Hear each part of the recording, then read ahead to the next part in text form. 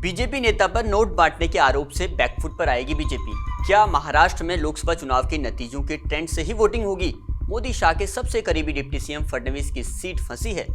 और ओवैसी इस बार महाराष्ट्र में किस पार्टी को कितना नुकसान पहुंचा रहे हैं? उद्धव शरद की पार्टियों के आंकड़े किस तरफ इशारा करते हैं? क्या अजित पवार महायुति को कुछ फायदा पहुंचाएंगे या फिर ये सब कुछ आज के इस वीडियो में बताएंगे। चलिए शुरू करते हैं।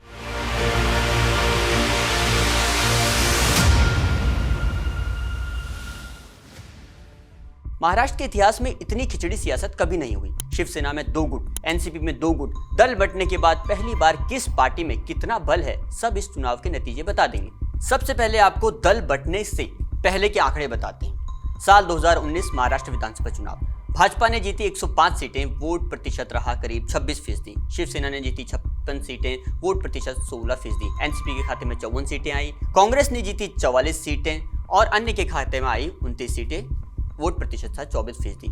साल 2024 लोकसभा चुनाव के नतीजे बताते हैं। भाजपा ने जीती 9 सीट, वोट प्रतिशत करीब 26% रहा।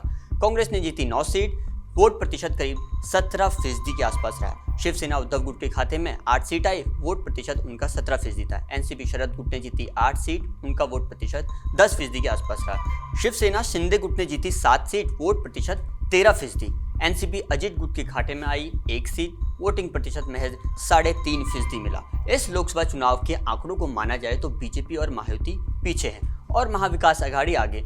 अब सवाल यह है कि क्या लोकसभा चुनाव के पैटर्न पर ही विधानसभा में भी वोटिंग होगी? हालांकि चुनावी पंडित मानते हैं हमेशा दोनों चुनाव में वोटिंग के ट्रेंड्स अलग होते हैं। मान भी लिया जाए अगर लोकसभा चुनाव का असर पड़ा तो आंकड़े क्या बनेंगे, ये जरा देखिए।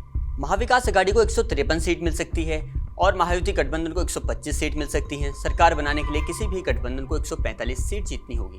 महाराष्ट्र में पिछले चुनाव की तुलना में इस बार चुनावी मैदान में करीब 28% ज्यादा उम्मीदवार मैदान में हैं। इस बार कुल 4136 उम्मीदवार मैदान में है। वहीं 2019 में 3239 प्रत्याशी मैदान में ताल ठोक रहे थे।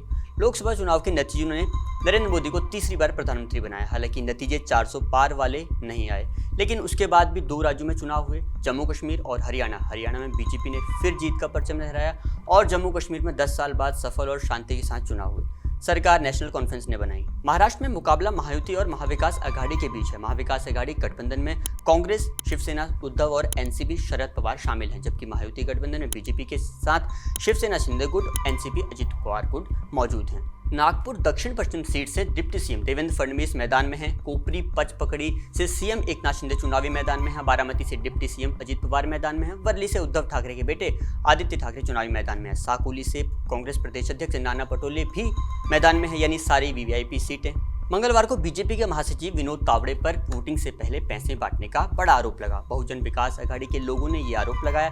चुनाव आयोग को भनक लगते ही होटल के कमरे की जांच हुई। करीब 9 लाख से ज्यादा कैश बरामद हुआ। हालांकि विनोद तावड़े इन आरोपों को खारिज कर रहे हैं। जैसे ही खबरें चलने लगी तो विपक्ष को मुद्दा मिला। मुद्दे को भुनाने के लिए खूब आरोप प्रत्यारोप किए गए। फिलहाल इस मामले में जांच के बाद ही कुछ कहा जा सके।